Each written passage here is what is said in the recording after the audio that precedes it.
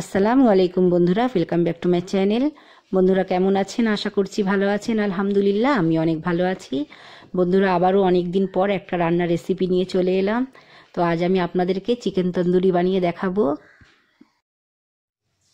তো বন্ধুরা একটা বড় গামলার মধ্যে চিকেনগুলোকে আমি দিয়ে দিলাম, এর মধ্যে ম্যারিনেট করব, কারণ আগের গামলাটা ছোট ছিল।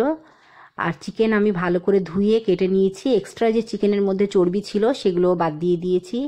আর চিকেনগুলো ধোয়ার পরে এই যে আমি মাঝখানে একটু একটু করে কেটে নিয়েছি, যাতে মশলাটা ভালো করে চিকেনের মধ্যে ঢোকে। এবারে আমি এক এক করে মশলা সব মাখিয়ে নেব।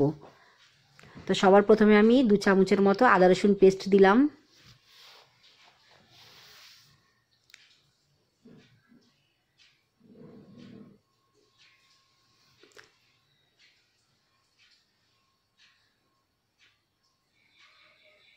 টক দই দিলাম 4 চামচের মতো।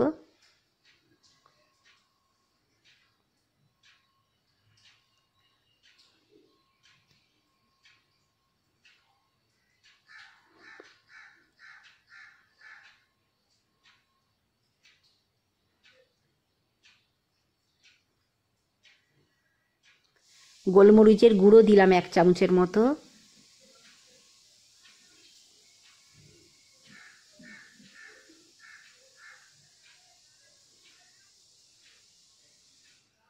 ধনিয়ার গুঁড়ো দিলাম 1.5 চামচের মতো।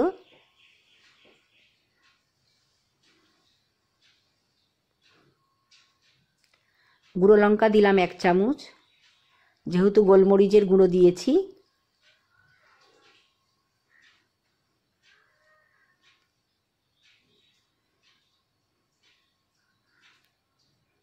গরম মশলা দিলাম 1 চামচ।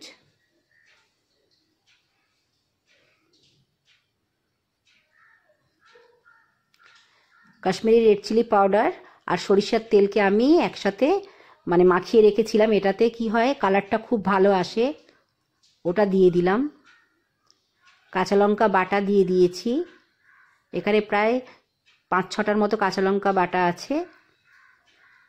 টমেটো কেচাপ দিয়ে দিলাম, এটা আমি 4টে চিকেনে আন্দাজ করে দিয়েছি।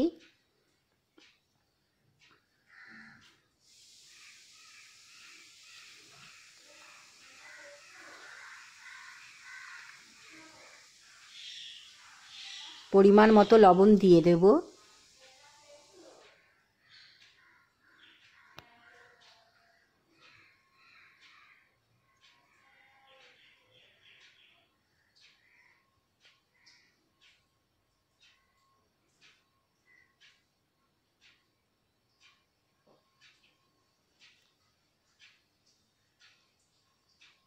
এবারে মাংস ভালো করে মাখিয়ে নিতে হবে, আর মাংসের মধ্যে যেন ভালো করে মশলা ঢোকে।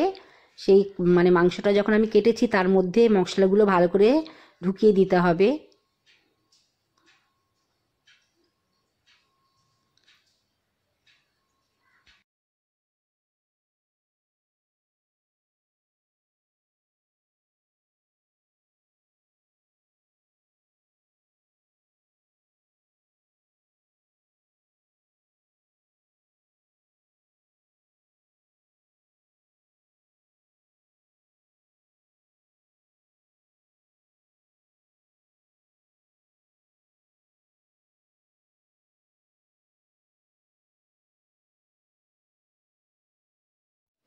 এই তো বন্ধুরা চিকেন মাখানো হয়ে গিয়েছে, এটা আমি ওভারনাইট ফ্রিজে রেখে দেবো।